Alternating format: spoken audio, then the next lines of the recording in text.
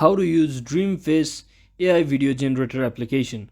So hello guys, welcome back to my YouTube channel. In this video I'll be showing you how you can easily use AI video generator application called Dreamface. So first thing, just head over to your Play Store and make sure you have successfully downloaded and installed it, and just open the application from over here, and you can just ignore this button over here. And from over here what you can do is, as you can see, there are a lot of moving animated videos, so I will just select on any one of these to make the same for mine as well. So let me just select this one, and you just have to add an image from your gallery. So I'll just quickly add it.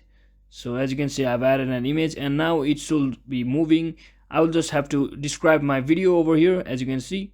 And to use this feature, unfortunately you have to use a payment feature as well, but I will just show you how you can do it for free.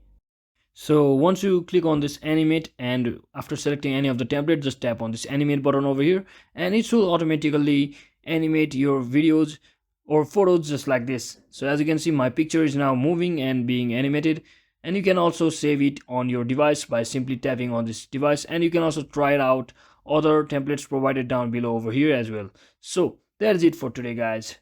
Don't forget to like and subscribe to the channel. See you on the next one.